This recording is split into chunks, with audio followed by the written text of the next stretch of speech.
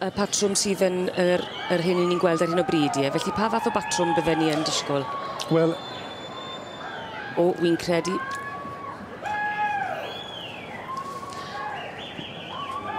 Ag i ni wedi gweld rhosyn coch arall yn cael ei wybrwyo y tro yma yng nghystadleuaeth y Merlod Cymreig teip cob i'r ebolion tair blwydd o'd. Ie, wir. Hwn yn batrwm poni, o'n i'n siarad heledd am pwy deip o boni bydde Rob Howard yn edrych am, a wedyn ni bod hwn yn batrwm berffaith iddo fe, poni bach sy'n dangos digon o'r adran A falle mae bobl yn gweud na beth sy'n egluro beth yw fel poni. Ac wrth gwrs y ceffi bach hyn yn neud ni yn bendant. Graham Moffat, Pwll Melyn the Fox, ie wir. Y lliw di, Rob yn hoff iawn o lliw di, mae wedi magu digon i hynna'n wrth gwrs. A Pwll Melyn the Fox yn ellydd ar ebol tair blwydd gorau. Yn ddi. Wedi cael ei fagu wrth gwrs gyda Mr Moffat i hynna'n. A'r tad, Moorcroft the Master, a'r fam Pwll Melyn Goldilocks. Rob Howard wrth gwrs y beirniad i briffix Moorcroft.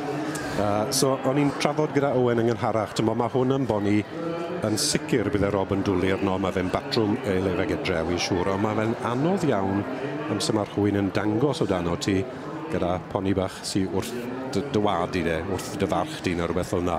Mae hwnna'n gallu bod yn anodd iawn i egluro pam wyt ti wedi dewis ond wrth gwrs dyna beth bydd yr beirniad yn hoff iawn ond i fe.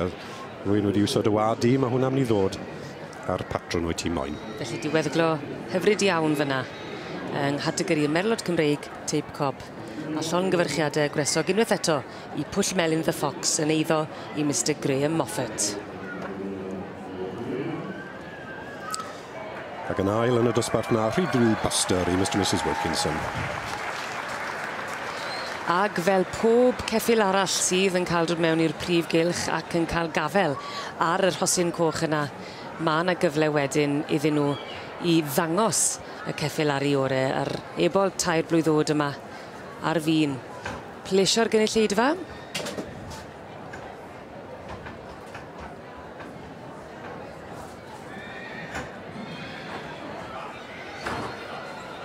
Ac yn bwysig iawn i bigo'r porfan y lan i gael y llun perffaith i gadw'r ebol yn ddifig iawn yn adran y Merlod Cymreig.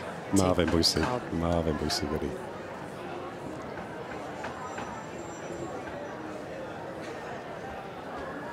Ac yn arwydd o'r gwres, mae hyd yn oed y ceffyl yn cael ffan fach yn dweud.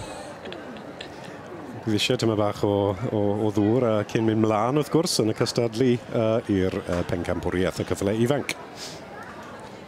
Wel, llongyfarchiadau gwresog i Pwll Melyn the Fox yn eiddo i Mr Graham Moffat ar ddod yn fuddigol a chael gafel ar yr hosyn coch yna yng nghategori'r Merlod Cymreig teip cob ar ebol tair blwydd o'd yn edrych yn hynod o hardd fan hyn ac yn cael ei weld yn glir gan bawb yn yr eisteddle yma yn y prif gylch.